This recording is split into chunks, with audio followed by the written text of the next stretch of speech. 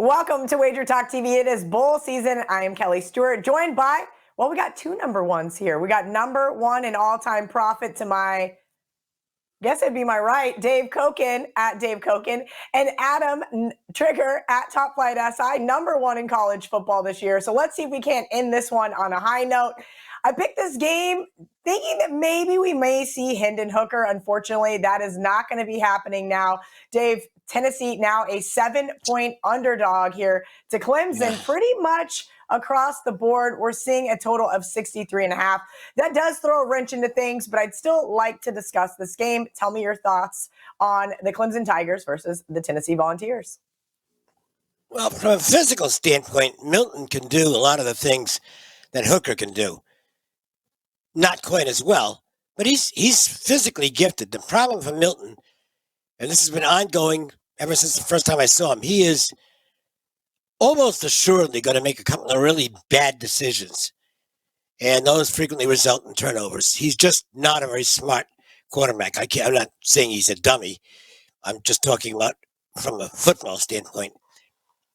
The Clemson, I don't know why Damo was so stuck on playing the quarterback who's no longer there, because he was terrible.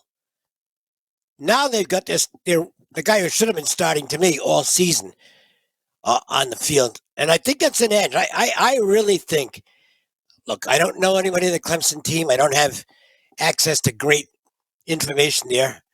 But I can tell you that I actually think this Clemson team's chemistry and confidence is going to be better with the quarterback they've got on the field now as opposed to DJ, because he's just better. And to me, that points me to the Clemson side in this game. Not crazy about the number and where it is. There's lots of opt-outs or guys injured or not playing on either side here. But my lean's Clemson in this game because of the fact that I think that they've just got an upgraded quarterback, and Tennessee sure doesn't. I kind of lean with Dave here, Adam. I'm probably ultimately not going to be getting involved here. Initially, I leaned Tennessee until we knew that Hooker was going to be out and it was going to be Milton. My biggest problem with Clemson, and has been all season, is that defense. They have just been on a roller coaster ride. I know that you've bet against Clemson several times this year. Can you tell me if you're betting against them here?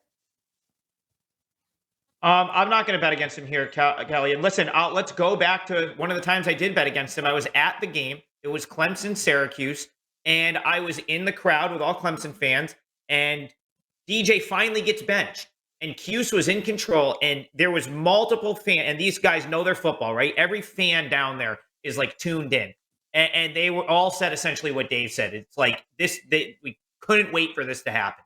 And sure enough, and Cade didn't even play great in that game, but he still brought them back.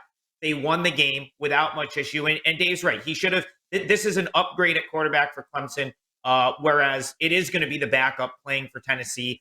And I go back to one of the other videos we did. It feels like a lot of the games we saw last year where the line climbs and it ends up not mattering. I think I'd be okay with anything below 7 here. Obviously, once it crosses that key number, I think that it would be a little bit irresponsible to jump in at that point.